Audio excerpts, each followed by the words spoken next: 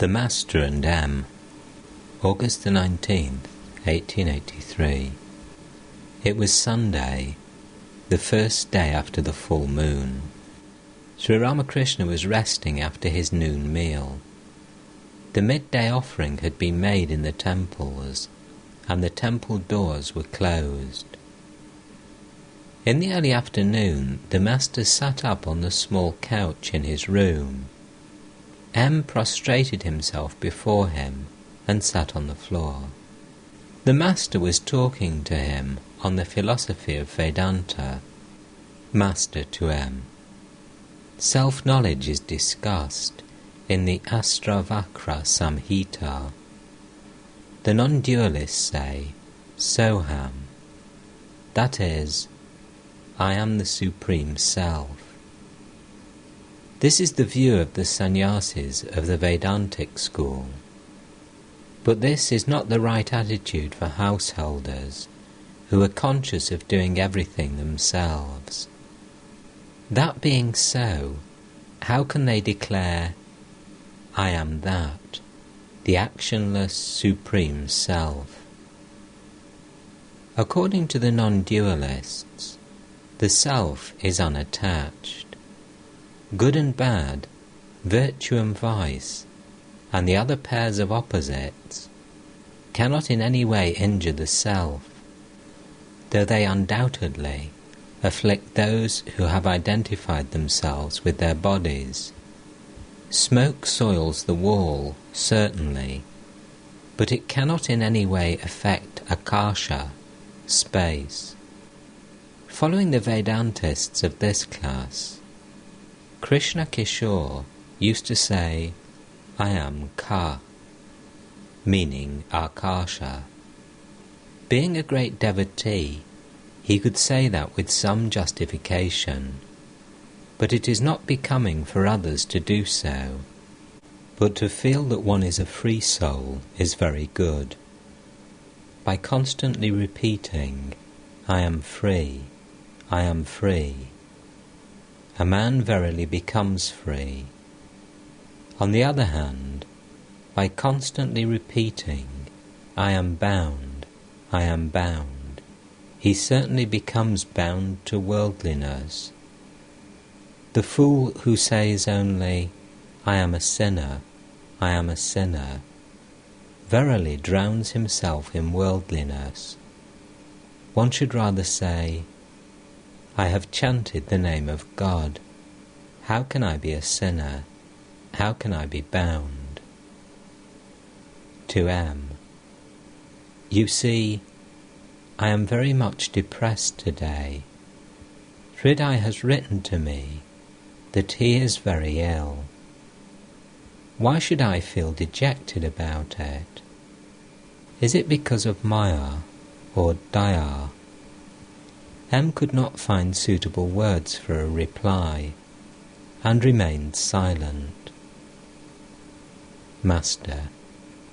Do you know what Maya is?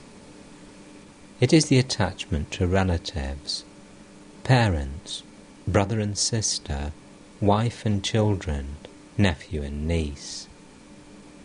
Daya means love for all created beings. Now what is this? My feeling about Hridai? Is it Maya or Daya? But Hridai did so much for me. He served me wholeheartedly and nursed me when I was ill, but later he tormented me also. The torment became so unbearable that once I was about to commit suicide by jumping in the Ganges from the top of the embankment. But he did much to serve me. Now my mind will be at rest if he gets some money, but whom shall I ask for it? Who likes to speak about such things to our rich visitors? At 2 or 3 o'clock in the afternoon, Adhar Sen and Balaram arrived. After saluting Sri Ramakrishna, they sat on the floor and asked him if he was well. The Master said, Yes, I am well physically, but a little troubled in mind. He did not refer to Hridaya and his troubles. The conversation turned to the goddess Simhavahini. Master: Yes, I visited the goddess. She is worshipped by one of the branches of the Malik family of Calcutta. This branch of the family is now in straitened circumstances, and the house they live in is dilapidated. The walls and floor are spotted with moss and pigeon droppings, and the cement and plaster are crumbling. But other branches of the Malik family are well off. This branch has no signs of prosperity. To M: Well, what does that signify? M remains silent. Master: The thing is that everyone must reap the result of his past karma. One must admit the influence of tendencies inherited from past births and the result of the prarabdha karma. Nevertheless, in that dilapidated house, I saw the face of the goddess radiating a divine light. One must believe in the divine presence in the image. Once I went to Vishnupur. The Raja of that place has several fine temples.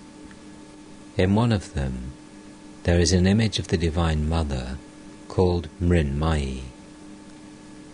There are several lakes near the temple, known as the Lal Band, Krishna Band, and so on. In the water of one of the lakes I could smell the ointments that women use for their hair. How do you explain that? I didn't know at that time that the woman devotees offer ointments to the goddess Mrinmayi while visiting her temple. Near the lake I went into samadhi, though I had not yet seen the image in the temple. In that state I saw the divine form from the waist up, rising from the water. In the meantime, other devotees had arrived. Someone referred to the political revolution and civil war in Kabul. A devotee said that Yaqub Khan, the Amir of Afghanistan, had been deposed. He told the Master that the Amir was a great devotee of God. Master: But you must remember that pleasure and pain are the characteristics of the embodied state. In Kavi Kandan's Chandi, it is written that Kalovir was sent to prison and a heavy stone placed on his chest. Yet Kalu was born as a result of a boon from the Divine Mother of the universe. Thus pleasure and pain are inevitable when the soul accepts a body. Again, take the case of Srimanta, who is a great devotee. Though his mother, Kulana, was very much devoted to the Divine Mother, there was no end of his troubles. He was almost beheaded. There is also the instance of the woodcutter, who was a great lover of the Divine Mother. She appeared before him and showed him much grace and love, but he had to continue his profession of woodcutting and earn his livelihood by that arduous work. Again, while Devaki, Krishna's mother, was in prison, she had a vision of God himself, endowed with 4 hands, holding mace, discus, conch shell, and lotus. But with all that, she couldn't get out of prison. M. Why speak only of getting out of prison? This body is the source of all our troubles. Devaki should have been freed from the body. Master, the truth is that one must reap the result of the prarabdha karma. The body remains as long as the results of past actions do not completely wear away. Once a blind man bathed in the Ganges and as a result was freed from his sins, but his blindness remained all the same. All laugh. It was because of his evil deeds in his past birth that he had to undergo that affliction. M. Yes, sir. The arrow that has already left the bow is beyond our control. Master, however much a bhakta may experience physical joy and sorrow, he always has knowledge and the treasure of divine love. This treasure never leaves him. Take the Pandava brothers, for instance.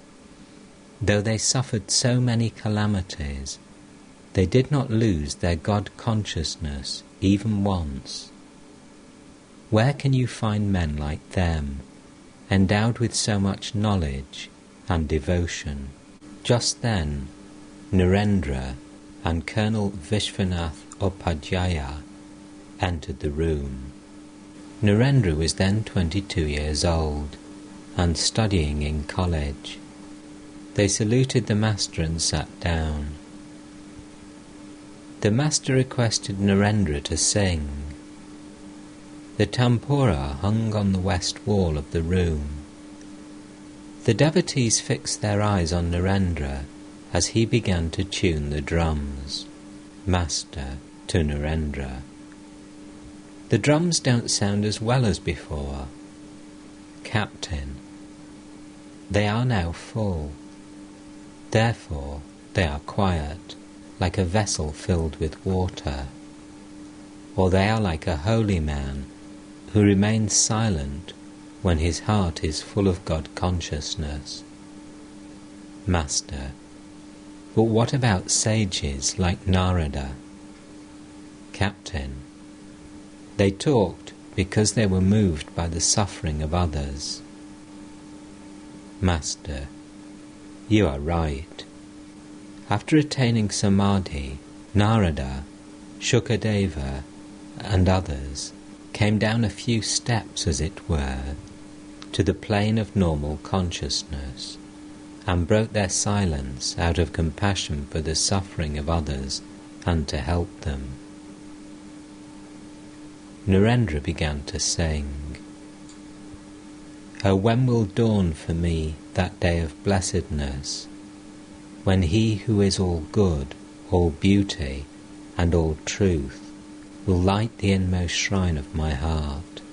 When shall I sink at last, ever beholding him into that ocean of delight?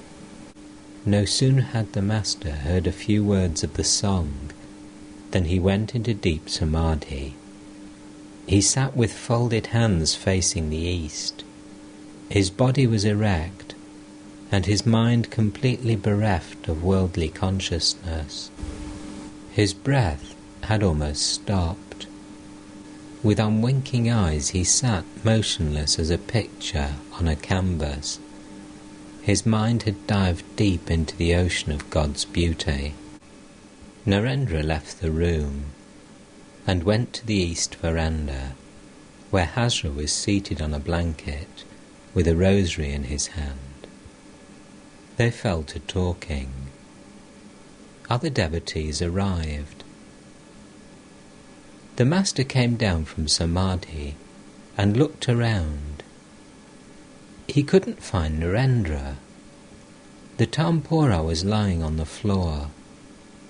He noticed that the earnest eyes of the devotees were riveted on him. Master, referring to Narendra.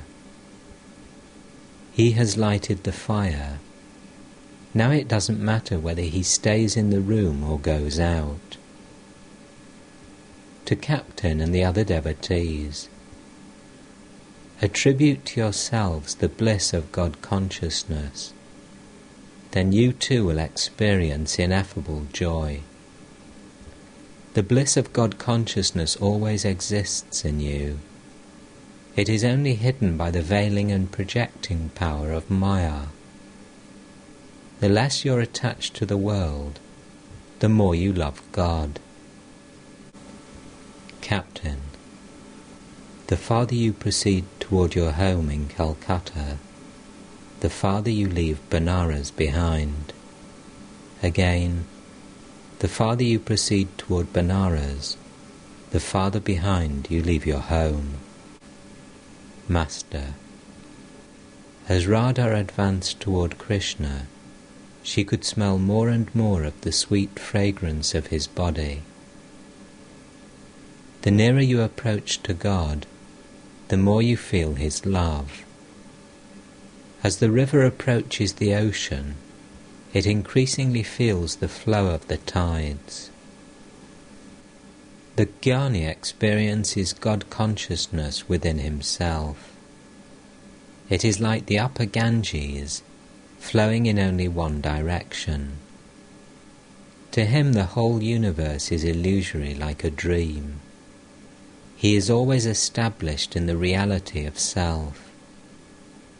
But with the lover of God the case is different. His feeling does not flow in only one direction. He feels both the ebb tide and the flood tide of divine emotion. He laughs and weeps and dances and sings in the ecstasy of God. The lover of God likes to sport with him. In the ocean of God consciousness, he sometimes swims, sometimes goes down, and sometimes rises to the surface like pieces of ice in the water. Laughter. The jnani seeks to realize Brahman, but the ideal of the bhakta is the personal God, a God endowed with omnipotence and with the 6 treasures. Yet Brahman and Shakti are, in fact, not different. That which is the blissful mother is again existence, knowledge, bliss absolute. They are like the gem and its lustre. When one speaks of the lustre of the gem, one thinks of the gem. And again, when one speaks of the gem, one refers to its lustre. One cannot conceive of the lustre of the gem without thinking of the gem, and one cannot conceive of the gem without thinking of its lustre. Existence, knowledge, bliss absolute is one and one only, but it is associated with different limiting adjuncts on account of the different degrees of its manifestation. That is why one finds various forms of God. The devotee sings, "O my divine mother, thou art all these." Wherever you see actions like creation, preservation and dissolution, there is the manifestation of Shakti. Water is water, whether it is calm or full of waves and bubbles. The Absolute alone is the primal energy, which creates, preserves, and destroys. Thus it is the same captain, whether he remains inactive, or performs his worship, or pays a visit to the Governor-General. Only we designate him by different names at different times. Captain: Yes, sir, that is so. Master: I said those words to Keshab Sen. Captain: Keshab is not an orthodox Hindu. He adopts manners and customs according to his own whim. He is a well-to-do gentleman and not a holy man. Master to the other devotees: Captain forbids me to go to see Keshab. Captain: But sir, you act as you will. What can I do? Master sharply: Why shouldn't I go to see Keshab? You feel at ease when you go to the Governor-General's house, and for money at that. Keshab thinks of God and chants his name. Isn't it you who are always saying that God himself has become the universe and all its living beings? Doesn't God dwell in Keshab also?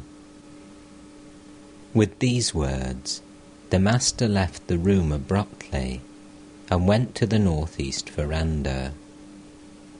Captain and the other devotees remained, waiting for his return.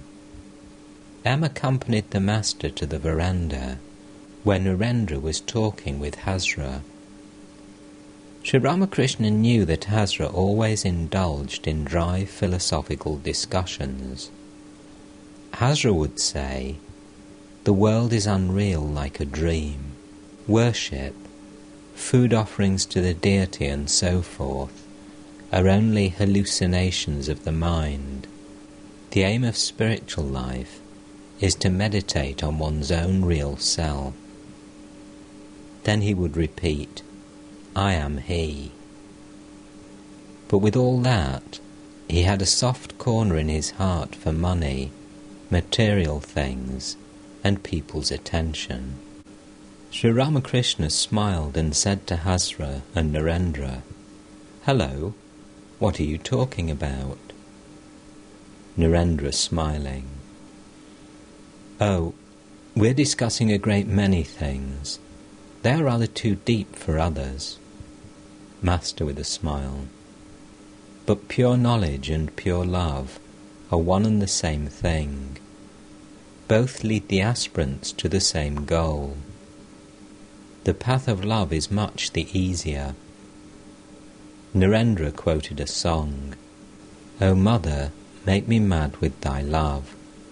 What need have I of knowledge or reason? Narendra said to M that he had been reading a book by Hamilton, who wrote, A learned ignorance is the end of philosophy and the beginning of religion. Master to M, what does that mean? Narendra explained the sentence in Bengali. The master beamed with joy and said in English, Thank you, thank you. Everyone laughed at the charming way he said these words. They knew that his English vocabulary consisted of only half a dozen words. It was almost dusk when most of the devotees, including Narendra, took leave of the master. Sri Ramakrishna went out and looked at the Ganges for a few minutes from the west porch.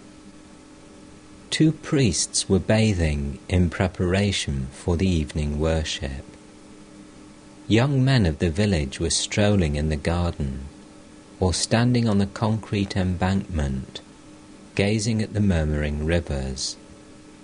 Others, perhaps more thoughtful, were walking about in the solitude of the Panchavati. It became dark. The maidservant lighted the lamp in Sri Ramakrishna's room and burnt incense. The evening worship began in the 12 temples of Shiva and in the shrines of Krishna and Kali. As it was the first day after the full moon, the moonlight soon flooded the tops of the trees and temples and touched with silver the numberless waves of the sacred river.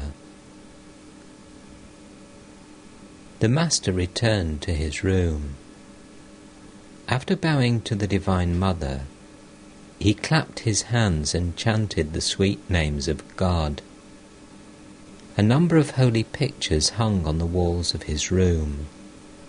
Among others there were pictures of Dhruva, Prahlada, Kali, Radha Krishna, and the coronation of Rama. The Master bowed low before the pictures and repeated the holy names. Then he repeated the holy words, Brahma, Atma, Bhagavan, Bhagavata, Bhakta, Bhagavan, Brahma, Shakti, Shakti, Brahma, Veda, Purana, Tantra, Gita, Gayatri. Then he said, I have taken refuge at thy feet, O Divine Mother. Not I, but thou. I am the machine, and thou art the operator. And so on. While the Master was meditating in this fashion on the Divine Mother, a few devotees, coming in from the garden, gathered in his room. Sri Ramakrishna sat down on the small couch. He said to the devotees, Narendra, Bhavanath, Rakal, and devotees like them belong to the group of the Nitya Siddhas. They are eternally free. Religious practice on their part is superfluous. Look at Narendra. He doesn't care about anyone. One day he was going with me in Captain's carriage. Captain wanted him to take a good seat, but Narendra didn't even look at him. He is independent even of me. He doesn't tell me all he knows, lest I should praise his scholarship before others. He is free from ignorance and delusion. He has no bonds. He is a great soul. He has many good qualities. He is expert in music, both as a singer and player, and is also a versatile scholar. Again, he keeps his passions under control and says he will never marry. There is a close friendship between Narendra and Bhavanath. They are just like man and woman. Narendra doesn't come here very often. That is good, for I am overwhelmed by his presence. Monday, August 20th, 1883. Sri Ramakrishna was sitting on his bed, inside the mosquito net, meditating. It was about 8 o'clock in the evening. M was sitting on the floor with his friend, Hari Babu. Hari, a young man of 28, had lost his wife about 11 years before, and had not married a second time. He was much devoted to his parents, brothers, and sisters. Hazra was living at Dakshineshwar. Rakal lived with the Master, though now and then he stayed at Adhar's house. Narendra, Bhavanath, Adhar, M, Ram, Manamohan, and other devotees visited the Master almost every week. Hriday, Sri Ramakrishna's nephew, was ill in his home in the country. The Master was worried about him. One of the devotees had sent him a little money, but the Master did not know it. When Sri Ramakrishna came out of the mosquito net and sat on the small couch, the devotees saluted him. Master to M. I was meditating inside the net. It occurred to me that meditation, after all, was nothing but the imagining of a form, and so I did not enjoy it. One gets satisfaction if God reveals himself in a flash. Again I said to myself, who is it that meditates, and on whom does he meditate? M. Yes, sir. You said that God himself has become everything, the universe, and all living beings. Even he who meditates is God. Master. What is more, one cannot meditate unless God wills it. One can meditate when God makes it possible for one to do so. What do you say? M. True, sir. You feel like that because there is no I in you. When there is no ego, one feels like that. Master. But it is good to have a trace of ego, which makes it possible for a man to feel that he is the servant of God. As long as a man thinks that it is he who is doing his duties, it is very good for him to feel that God is the master and he God's servant. When one is conscious of doing work, one should establish with God the relationship of servant and master. M was always reflecting on the nature of the Supreme Brahman. Master to M. Like the Akasha, Brahman is without any modification. It has become manifold because of Shakti. Again, Brahman is like fire, which itself has no colour. The fire appears white if you throw a white substance into it, red if you throw a red, black if you throw a black. These three gunas, sattva, rajas and tamas, belong to Shakti alone. Brahman itself is beyond the three gunas. What Brahman is cannot be described.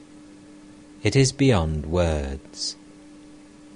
That which remains after everything is eliminated by the Vedantic process of not this, and which is of the nature of bliss, is Brahman. Suppose the husband of a young girl has come to his father-in-law's house and is seated in the drawing room with other young men of his age. The girl and her friends are looking at them through the window. Her friends do not know her husband and ask her, pointing to one young man, "Is that your husband?" "No," she answers, smiling. They point to another young man and ask if he is her husband. Again she answers no. They repeat the question, referring to a third, and she gives the same answer. At last they point to her husband and ask, "Is he the one?" She says neither yes nor no, but only smiles and keeps quiet. Her friends realize that he is her husband. One becomes silent on realizing the true nature of Brahman. To M. Well, why do I talk so much? M. You talk in order to awaken the spiritual consciousness of the devotees. You once said that when an uncooked luchi is dropped into boiling ghee, it makes a sizzling noise. The master began to talk to M about Hazra. Master. Do you know the nature of a good man? He never troubles others. He doesn't harass people. The nature of some people is such that when they go to a feast, they want special seats. A man who has true devotion to God never makes a false step, never gives others trouble for nothing. It is not good to live in the company of bad people. A man should stay away from them and thus protect himself. To M. Isn't that so? M. Yes, sir. The mind sinks far down in the company of the wicked, but it is quite different with a hero, as you say. Master. How is that? M. When a fire is feeble, it goes out when even a small stick is thrown into it. But a blazing fire is not affected even if a plantain tree is thrown into it. The tree itself is burnt to ashes. The Master asked M about his friend Hari Babu. M. He has come here to pay his respects to you. He lost his wife long ago. Master to Hari. What kind of work do you do? M. Nothing in particular, but at home he takes good care of his parents and his brothers and sisters. Master with a smile. How is that? You're like Elder the pumpkin cutter. You are neither a man of the world nor a devotee of God.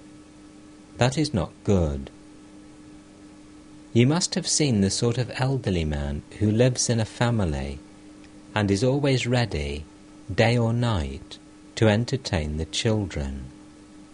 He sits in the parlour and smokes the hubble-bubble, with nothing in particular to do. He leads a lazy life. Now and again he goes to the inner court and cuts a pumpkin. For since the women do not cut pumpkins, they send the children to ask him to come and do it. That is the extent of his usefulness. Hence his nickname, Elder the Pumpkin Cutter. You must do this as well as that. Do your duties in the world, and also fix your mind on the lotus feet of the Lord. Read books of devotion, like the Bhagavata, or the life of Chaitanya, when you are alone and have nothing else to do. It was about 10 o'clock. Sri Ramakrishna finished a light supper of farina pudding and 1 or 2 luchis. After saluting him, M and his friend took their leave. Friday, September the 7th, 1883. Sri Ramakrishna and M were talking in the Master's room at 7:30 in the evening. No one else was present. Master. The other day I went to Calcutta. As I drove along the streets in the carriage, I observed that everyone's attention was fixed on low things. Everyone was brooding over his stomach and running after nothing but food. Everyone's mind was turned to woman and gold. I saw only 1 or 2 with their attention fixed on higher things, with their minds turned to God. M. The present age has aggravated this stomach worry. Trying to imitate the English, people have turned their attention to more luxuries. Therefore their wants have also increased. Master. What do the English think about God? M. They believe in a formless God. Master. That is also one of our beliefs. For a time, Master and disciple remained silent. Then Sri Ramakrishna began to describe his experiences of Brahman. Master. One day, I had the vision of consciousness, non-dual and indivisible. At first it had been revealed to me that there were innumerable men, animals and other creatures. Among them were aristocrats, the English, the Mussulmans, myself, scavengers, dogs, and also a bearded Mussulman, with an earthenware tray of rice in his hand. He put a few grains of rice into everybody's mouth. I too tasted a little. Another day, I saw rice, vegetables, and other food stuff, and filth and dirt as well, lying around. Suddenly the soul came out of my body, and like a flame touched everything. It was like a protruding tongue of fire, and tasted everything once, even the excreta. It was revealed to me that all these are one substance, the non-dual and indivisible consciousness. Another day it was revealed to me that I had devotees, my intimate companions, my very own. Thereafter, I would climb to the roof of the kuti as soon as the bells and conch shells of the evening service sounded in the temples, and cry out with a longing heart, "Oh, where are you all? Come here. I'm dying to see you." To M. Well, what do you think of these visions? M. God sports through you. This I have realized, that you are the instrument and God is the master. God has created other beings as if with a machine, but yourself with his own hands. Master.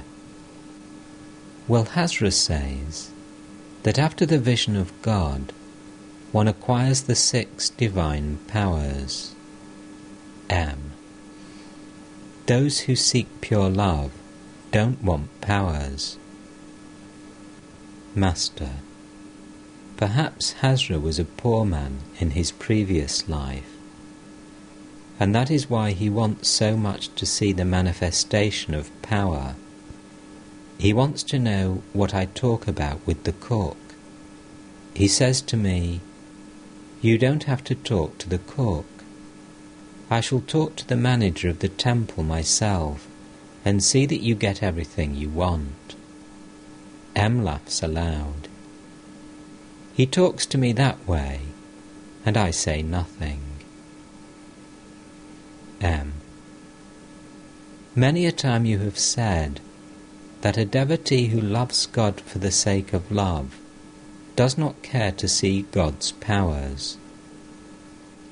A true devotee wants to see God as Gopala. In the beginning, God becomes the magnet and the devotee the needle. But in the end, the devotee himself becomes the magnet and God the needle. That is to say, God becomes small to his devotee. Master. Yes, it is just like the sun at dawn. You can easily look at that sun. It doesn't dazzle the eyes, rather it satisfies them. God becomes tender for the sake of his devotees. He appears before them, setting aside his powers. Both remain silent for some time. M. Why should your visions not be real? If they are unreal, then the world is still more unreal. For there is only one mind that is the instrument of perception. Your pure mind sees these visions, and our ordinary minds see worldly objects. Master. I see that you have grasped the idea of unreality. Well, tell me, what do you think of Hazra? M. Oh, I don't know. The Master laughs. Master.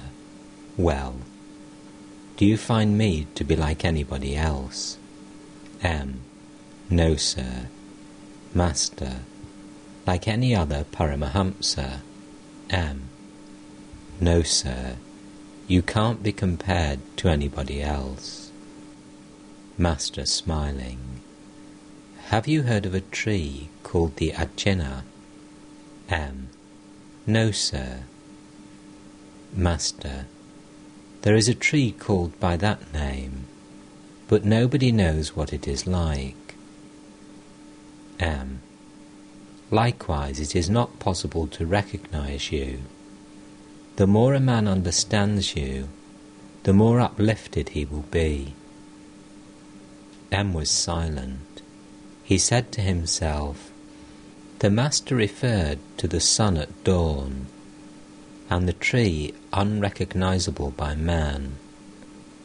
Did he mean an incarnation of God? Is this the play of God through man? Is the Master himself an incarnation? Was this why he cried to the devotees from the roof of the kuti, where are you? Come to me. Sri Ramakrishna was sitting on the steps of the southeast veranda of the Kali temple. Rakal, M and Hazra were with him. He talked light-heartedly about his boyhood days. When it was dusk, he returned to his room and sat down on the small couch. Soon he went into samadhi, and in that state began to talk to the Divine Mother. He said, Mother, what is all this row about? Shall I go there? I shall go if you take me. The Master was to go to a devotee's house. Was it for this that he was asking the Divine Mother's permission? Again he spoke to her, perhaps praying about an intimate disciple. Mother, please make him stainless. Well, Mother, why have you given him only a particle? Remaining silent a moment, he said, Oh, I see. That will be enough for your work. In the same state, he said, addressing the devotees, That which is Brahman is verily Shakti. I address that again as the Mother. I call it Brahman when it is inactive, and Shakti when it creates, preserves, and destroys. It is like water, sometimes still, and sometimes covered with waves. The incarnation of God is a part of the Leela of Shakti. The purpose of the divine incarnation is to teach man ecstatic love for God. The incarnation is like the udder of the cow, the only place milk is to be got. God incarnates himself as man. There is a great accumulation of divinity in an incarnation, like the accumulation of fish in a deep hollow in a lake. Some of the devotees wondered, is Sri Ramakrishna an incarnation of God, like Krishna, Chaitanya, and Christ? Sunday, September the 9th, 1883. Sri Ramakrishna had finished his midday meal and was sitting on the small couch. Rakal, M, and Ratan were sitting on the floor. Ratan was the steward of Jadu Malik's garden house and was devoted to the Master. Now and then Ram Chatterjee and Hazra passed in or out of the room. It was about 2 o'clock. Ratan told the Master that a yatra performance by Nilkantha had been arranged in Jadu Malik's house in Calcutta. Ratan to the Master, You must go. The date has been set. Master, That's good. I want to go. Nilkantha sings with great devotion. A devotee. That is true, sir. Master. Tears flow from his eyes as he sings. To Ratan. I'm thinking of spending the night in Calcutta when I go to see the yatra. Ratan. That will be fine. Ram Chatterjee and the other devotees asked Ratan about a theft in Jaddu Malik's house. Ratan. Yes. The golden sandals of the deity were stolen from the shrine room in Jaddu Babu's house. It has created an uproar. They are going to try to discover the thief by means of a charmed plate. Everybody will sit in one room, and the plate will move in the direction of the man who stole the sandals. Master, with a smile. How does the plate move? By itself? Ratan. No. A man presses it to the ground. A devotee. It is a kind of sleight of hand. It is a clever trick. Master. The real cleverness is the cleverness by which one realizes God. That trick is the best of all tricks. As the conversation went on, several Bengali gentlemen entered the room and, after saluting the master, sat down. One of them was already known to Sri Ramakrishna. These gentlemen followed the cult of Tantra. The master knew that one of them indulged in immoral acts in the name of religion. The Tantra rituals, under certain conditions, allow the mixing of men and women devotees. But Sri Ramakrishna regarded all women, even prostitutes, as manifestations of the Divine Mother. He addressed them all as Mother. Master, with a smile. Where is Achalananda? My ideal is different from that of Achalananda and his disciples. As for myself, I look on all women as my mother. The visiting gentleman sat silent. Master. Every woman is a mother to me. Achalananda used to stay here now and then. He would drink a great deal of consecrated wine. Hearing about my attitude toward women, he stubbornly justified his own views. He insisted again and again, why should you not recognize the attitude of a hero toward women? Won't you admit the injunctions of Shiva? Shiva himself is the author of the Tantra, which prescribes various disciplines, including the heroic. I said to him, but my dear sir, I don't know. I don't like these ideas. To me, every woman is a mother. Achalananda did not support his own children.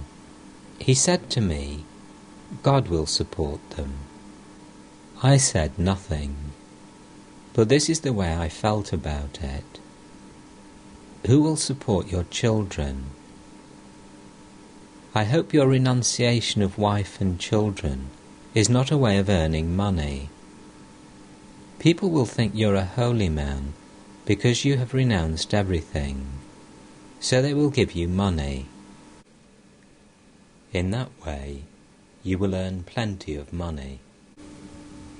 Spiritual practice, with a view to winning a lawsuit and earning money, or to helping others win in court and acquire property, shows a very mean understanding. Money enables a man to get food and drink, build a house, worship the deity, serve devotees and holy men, and help the poor when he happens to meet them. These are the good uses of money.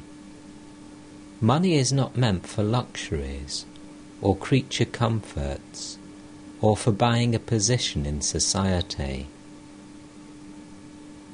People practice various tantric disciplines to acquire supernatural powers. How mean such people are! Krishna said to Arjuna, "Friend, by acquiring one of the 8 siddhis, you may add a little to your power, but you will not be able to realize me." One cannot get rid of Maya as long as one exercises supernatural powers, and Maya begets egotism. Body and wealth are impermanent. Why go to so much trouble for their sakes? Just think of the plight of the Hatha yogis. Their attention is fixed on one ideal only, longevity. They do not aim at the realization of God at all. They practice such exercises as washing out the intestines, drinking milk through a tube and the like, with that one aim in view. There was once a goldsmith whose tongue suddenly turned up and stuck to his palate. He looked like a man in samadhi. He became completely inert and remained so a long time. People came to worship him. After several years, his tongue suddenly returned to its natural position, and he became conscious of things as before. So he went back to his work as a goldsmith. All laugh. These are physical things, and have nothing to do with God. There was a man who knew 82 postures, and talked big about yoga samadhi. But inwardly he was drawn to woman and gold.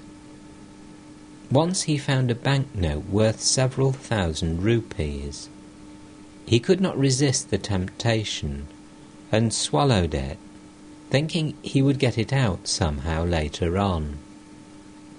The note was got out of him all right, but he was sent to jail for 3 years. In my guilelessness, I used to think that the man had made great spiritual progress. Really, I say it upon my word.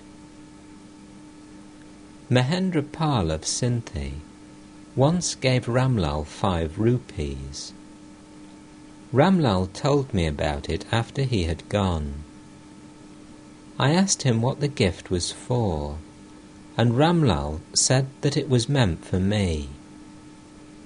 I thought it might enable me to pay off some of my debt for milk.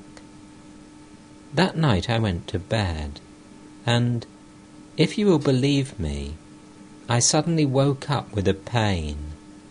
I felt as if a cat was scratching inside my chest. I at once went to Ramlal and asked him, "For whom did Mahendra give this money? Was it for your aunt?"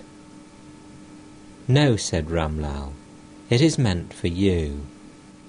I said to him, "Go and return the money at once, or I shall have no peace of mind." Ramlal returned the money early in the morning, and I felt relieved. Once a rich man came here and said to me, "Sir, you must do something, so that I may win my lawsuit. I have heard of your reputation, and so I have come here." "My dear sir," I said to him, "you have made a mistake. I am not the person you're looking for. Chalananda is your man." A true devotee of God does not care for such things as wealth or health. He thinks, "Why should I practice spiritual austerities for creature comforts, money, or name and fame. These are all impermanent. They last only a day or two. The visiting gentlemen took their leave of the master after saluting him. When they had departed, Sri Ramakrishna smiled and said to M, "You can never make a thief listen to religion." All laugh. "Well, what do you think of Narendra?" M. "He is splendid." Master: "Yes. His intelligence is as great as his learning. Besides, he is gifted in music, both as a singer and player. Then too, he has control over his passions. He says he will never marry." M. "You once said that one who constantly talks of his sin really becomes a sinner. He cannot extricate himself from sin. But if a man has firm faith that he is the Son of God, then he makes rapid strides in spiritual life." Master: "Yes, faith. What tremendous faith Krishna Kishore had. He used to say, 'I have spoken the name of God once. That is enough. How can I remain a sinner? I have become pure and stainless.' One day, Haladari said, even Ajamila had to perform austerities to gratify God. Can one receive the grace of God without austerities? What will one gain by speaking the name of Narayana only once?" At these remarks, Krishna Kishore's anger knew no bounds. The next time he came to this garden to pick flowers, he wouldn't even look at Haladari. Haladari's father was a great devotee. At bathing time, he would stand waist deep in the water and meditate on God, uttering the sacred mantra. Then tears would flow from his eyes. One day, a holy man came to the bathing place on the Ganges at Aryadaha. We talked about seeing him. Haladari said, "What shall we gain by seeing the body of a man, a mere cage made of the 5 elements?" Krishna Kishore heard about it and said, "What? Did Haladari ask what would be gained by visiting a holy man?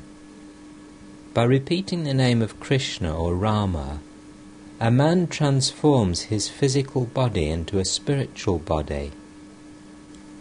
To such a man, everything is the embodiment of spirit. To him, Krishna is the embodiment of spirit, and his sacred abode is the embodiment of spirit." He also said, "A man who utters the name of Krishna or Rama even once reaps the result of 100 sandhyas." One of his sons chanted the name of Rama on his deathbed. Krishna Kishore said, "He has nothing to worry about. He has chanted the name of Rama." But now and then he wept. After all, it was the death of his own son. Nothing whatsoever is achieved by the performance of worship, japa, and devotions without faith. Isn't that so? M. Yes, sir, that is true. I see people coming to the Ganges to bathe. They talk their heads off about everything under the sun. The widowed aunt says, "Without me, they cannot perform the Durga Puja. I have to look after even the smallest detail. Again, I have to supervise everything when there is a marriage festival in the family, even the bed of the bride and groom. M. Why should we blame them? How else will they pass the time? Master with a smile. Some people have their shrine rooms in their attics. The women arrange the offerings and flowers and make the sandal paste. But while doing so, they never say a word about God. The burden of the conversation is, what shall we cook today? I couldn't get good vegetables in the market. That curry was delicious yesterday. That boy is my cousin. Hello there. Have you that job still? Don't ask me how I am. My hurry is no more. Just fancy.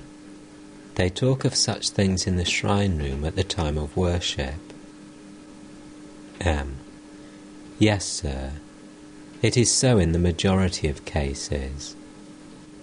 As you say, can one who has passionate yearning for God continue formal worship and devotions for long? Sri Ramakrishna and M were now conversing alone. M. Sir, if it is God himself who has become everything, then why do people have so many different feelings? Master.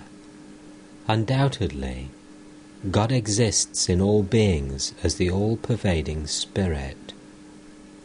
But the manifestations of his power are different in different beings. In some places there is a manifestation of the power of knowledge, in others of the power of ignorance. In some places there is a greater manifestation of power than in others. Don't you see that among human beings there are cheats and gamblers, to say nothing of men who are like tigers? I think of them as the cheat god, the tiger god. M. With a smile. We should salute them from a distance. If we go near the tiger god and embrace him, he may devour us. Master. He and his power, Brahman and its power, nothing else exists but this. In a hymn to Rama, Narada said, O Rama, you are Shiva, and Sita is Bhagavati. You are Brahma, and Sita is Brahmani. You are Indra, and Sita is Indrani. You are Narayana, and Sita is Lakshmi. O Rama, you are the symbol of all that is masculine, and Sita of all that is feminine. M. Sir, what is the spirit form of God like? Sri Ramakrishna reflected a moment and said softly, Shall I tell you what it is like? It is like water. One understands all this through spiritual discipline. Believe in the form of God. It is only after attaining Brahma Jnana that one sees non-duality, the oneness of Brahman and its Shakti. Brahman and Shakti are identical, like fire and its power to burn. When a man thinks of fire, he must also think of its power to burn. Again, when he thinks of the power to burn, he must also think of the fire. Further, Brahman and Shakti are like milk and its whiteness, water and its wetness, but there is a stage beyond even Brahma Jnana.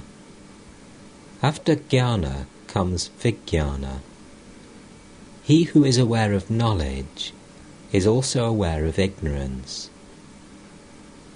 The sage Vasishtha was stricken with grief at the death of his 100 sons. Asked by Lakshmana why a man of knowledge should grieve for such a reason, Rama said, "Brother, go beyond both knowledge and ignorance. He who has knowledge has ignorance also.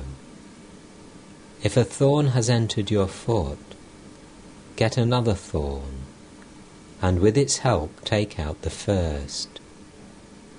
Then throw away the second also." M. Should one throw away both knowledge and ignorance? Master: Yes. That is why one should acquire vijnana. You see, he who is aware of light is also aware of darkness. He who is aware of happiness is also aware of suffering. He who is aware of virtue is also aware of vice. He who is aware of good is also aware of evil. He who is aware of holiness is also aware of unholiness. He who is aware of I is also aware of you. What is vijnana? It is knowing God in a special way.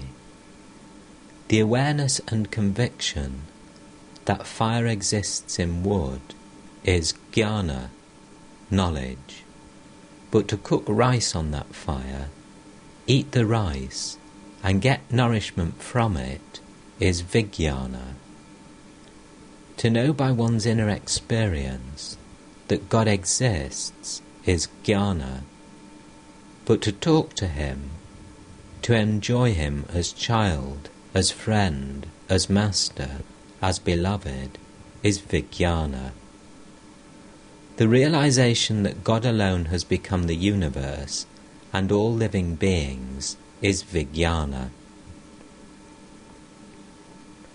According to one school of thought, God cannot be seen. Who sees whom?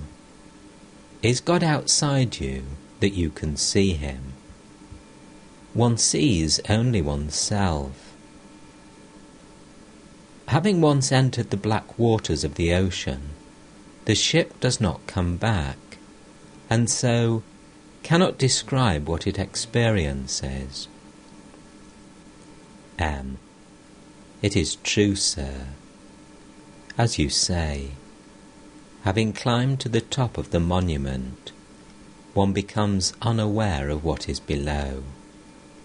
Horses and carriages, men and women, houses, shops and offices, and so on.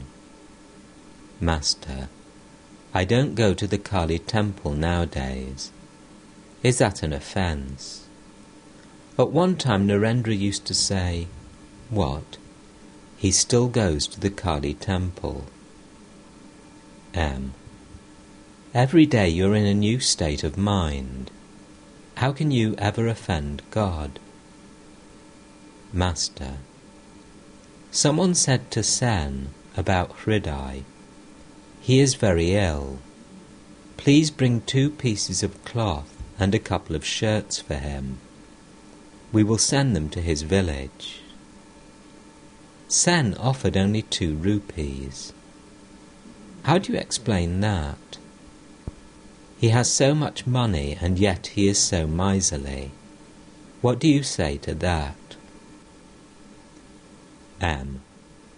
Those who seek God cannot behave that way. I mean those whose goal is the attainment of knowledge. Master: God alone is the reality, and all else is unreal.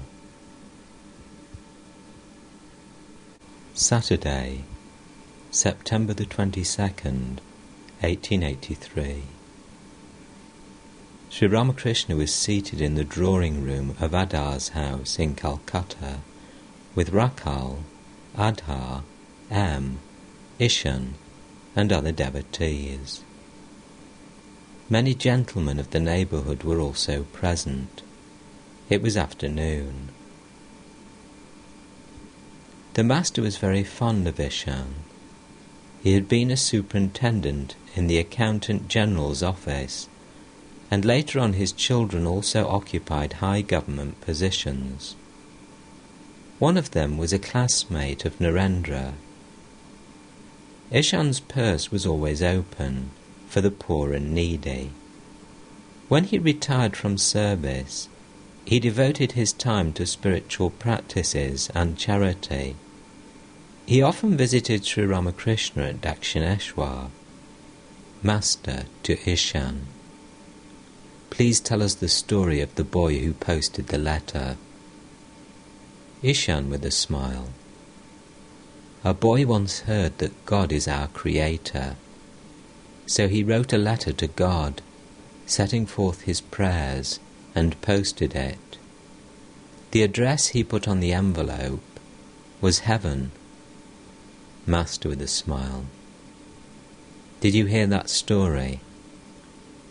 One succeeds in spiritual life when one develops a faith like that boy's.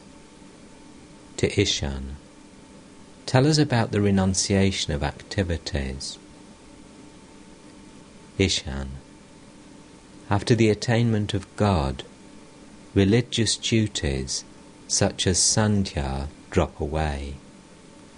One day, some people were sitting on the bank of the Ganges performing the sandhya, but one of them abstained from it.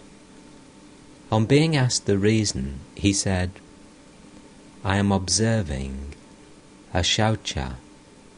I cannot perform the sandhya ceremony. In my case, the defilement is due to both a birth and a death. My mother, ignorance, is dead, and my son, self-knowledge, has been born. Master: tell us also how caste distinctions drop away when one attains self-knowledge. Ishan: Shankaracharya was once climbing the steps after finishing his bath in the Ganges, when he saw just in front of him an untouchable who had a pack of dogs with him. You have touched me, said Shankara. Revered sir, said the pariah, I have not touched you, nor have you touched me. The self is the inner ruler of all beings, and cannot be contaminated.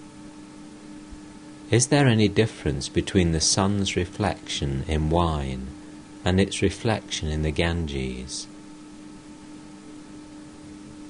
Master with a smile: and about harmony, how can one realize God through all paths?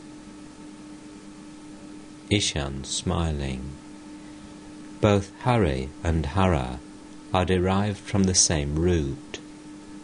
The difference is only in the pratyaya.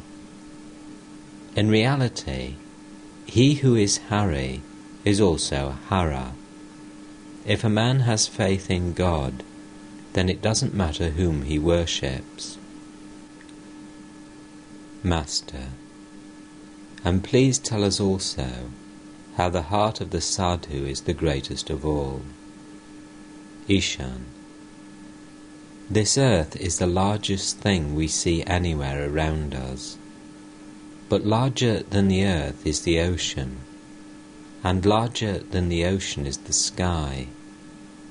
But Vishnu, the Godhead, has covered earth, sky, and the netherworld with one of his feet, and that foot of Vishnu is enshrined in the sadhu's heart.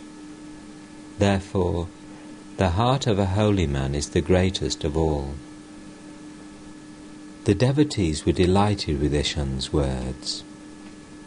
Ishan intended to retire to a solitary place and practice a special discipline of the Gayatri through which Brahman is invoked. But the Master said that the knowledge of Brahman was not possible without the complete destruction of worldliness. Further, he said that it was impossible for a man to totally withdraw his mind from the objects of the senses in the Kali Yuga when his life was dependent on food.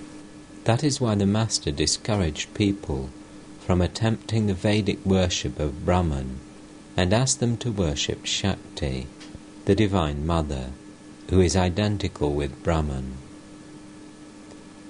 Master to Ishan: why do you waste your time simply repeating Neti, Neti? Nothing whatsoever can be specified about Brahman except that it exists. Whatever we see or think about is the manifestation of the glory of the primordial energy, the primal consciousness.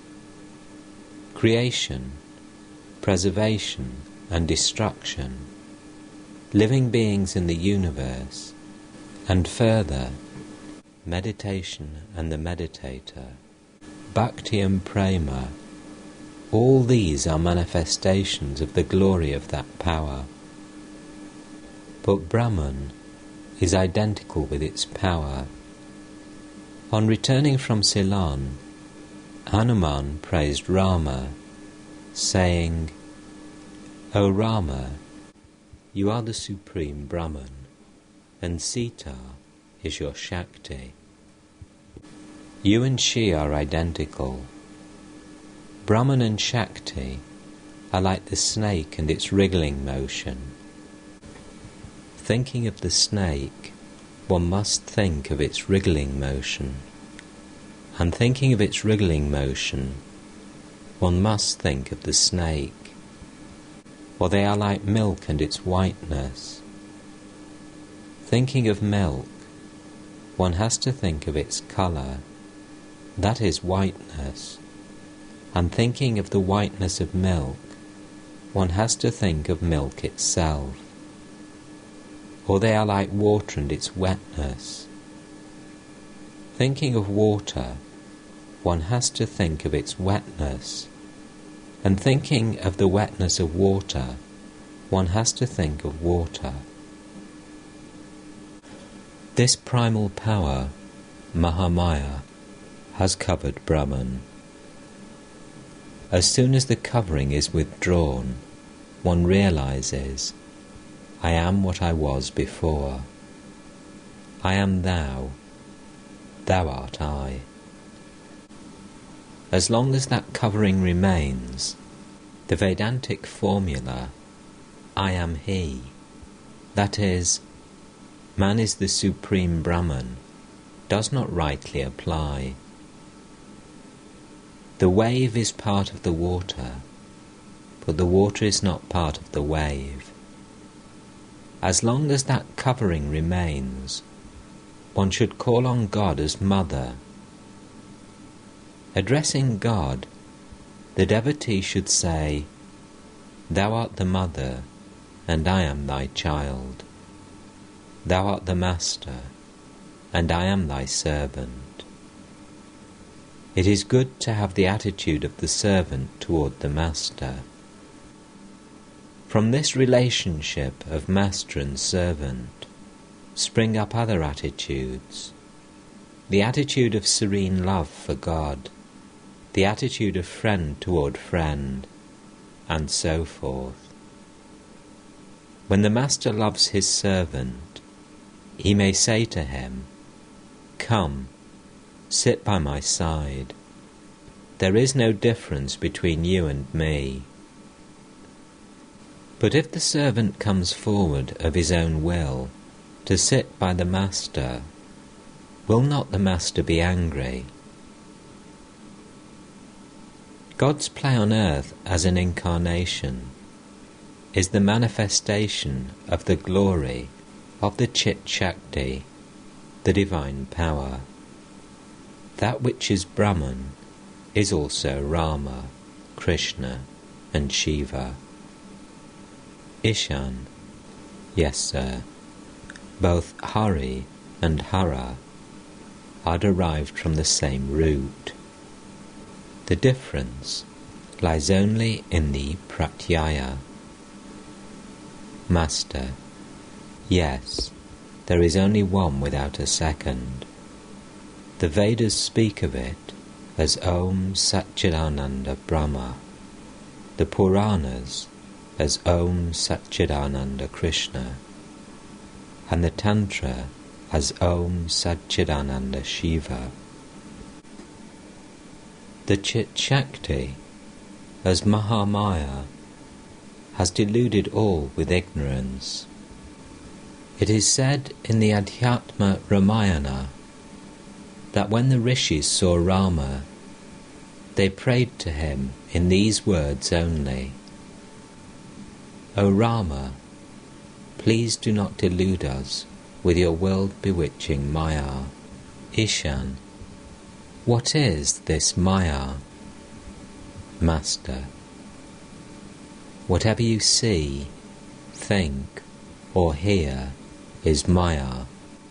In a word, woman and gold is the covering of Maya. There is no harm in chewing betel leaf, eating fish, smoking, or rubbing the body with oil. What will one achieve by renouncing only these things? The one thing needful is the renunciation of woman and gold. That renunciation is the real and supreme renunciation. Householders should go into solitude now and then to practice spiritual discipline in order to cultivate devotion to God. They should renounce mentally, but the sannyasi should renounce both mentally and physically. I once said to Keshab, how can a typhoid patient be cured if he remains in a room where a pitcher of water and a jar of pickles are kept? Now and then one should live in solitude. A devotee: Sir, what do you think of the Nava Vidhan? It seems to me like a hodgepodge of everything. Master: some say it is a modern thing. That sets me wondering. Then is the god of the Brahmo Samaj a new god? The Brahmos speak of their cult as the Nava Vidhan, as a new dispensation. Well, it may be so. Who knows? There are 6 systems of philosophy, so perhaps it is like one of these. But do you know where those who speak of the formless God make their mistake?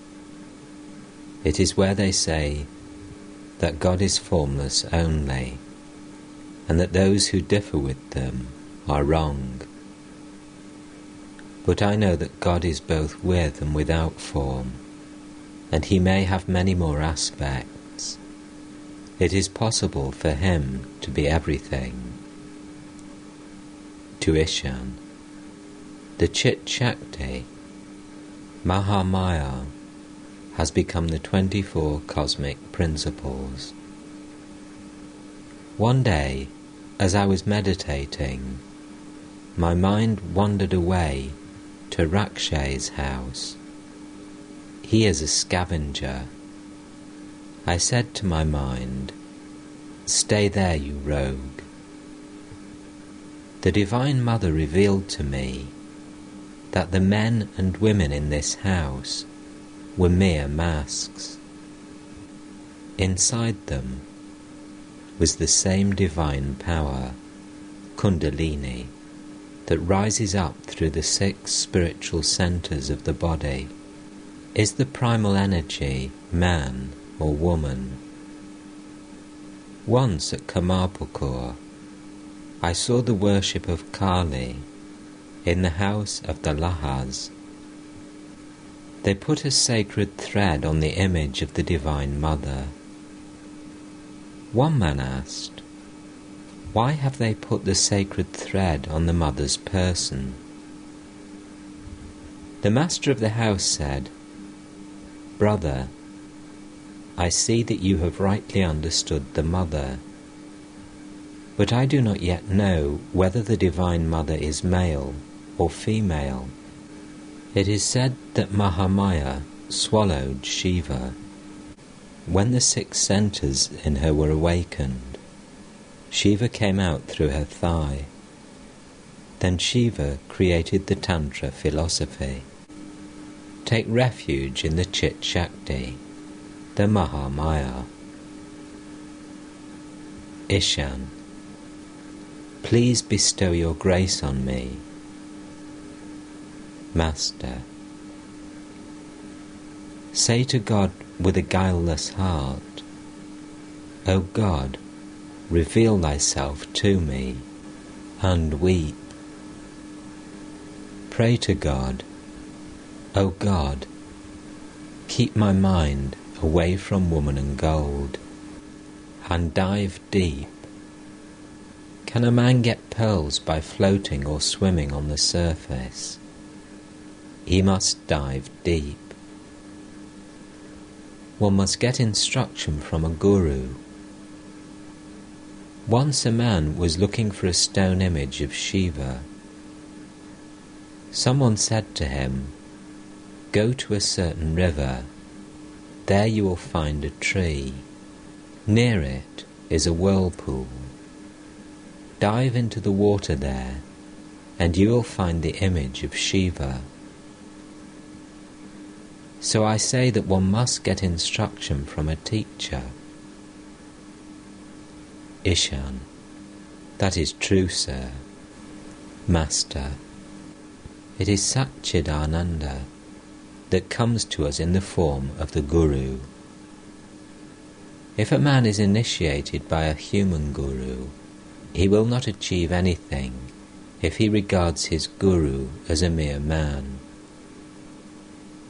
The Guru should be regarded as the direct manifestation of God. Only then can the disciple have faith in the mantra given by the Guru.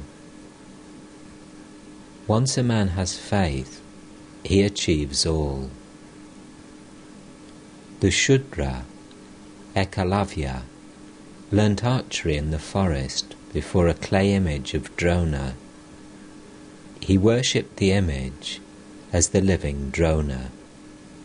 That by itself enabled him to attain mastery in archery.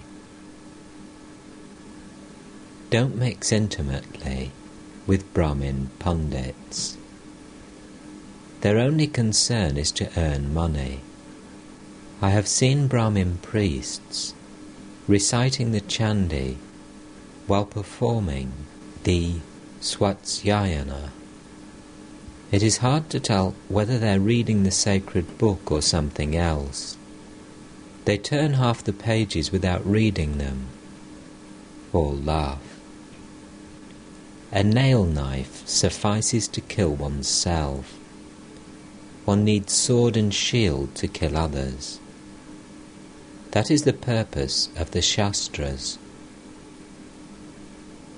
One doesn't really need to study the different scriptures. If one has no discrimination, one doesn't achieve anything through mere scholarship. Even though one studies all the 6 systems of philosophy, call on God crying to him secretly in solitude. He will give all that you need.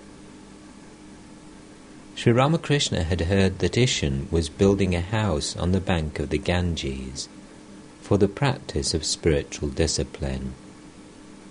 He asked Ishan eagerly, "Has the house been built?" Let me tell you that the less people know of your spiritual life, the better it will be for you. Devotees endowed with sattva meditate in a secluded corner or in a forest, or withdraw into the mind. Sometimes they meditate inside the mosquito net. Now and then, Ishan invited Hazra to his house. Hazra had a craze for outward purity. Sri Ramakrishna often discouraged him in this. Master to Ishan, let me tell you another thing. Don't be over fastidious about outward purity. Once a sadhu felt very thirsty. A water carrier was carrying water in his skin water bag and offered the water to the holy man. The sadhu asked if the skin was clean.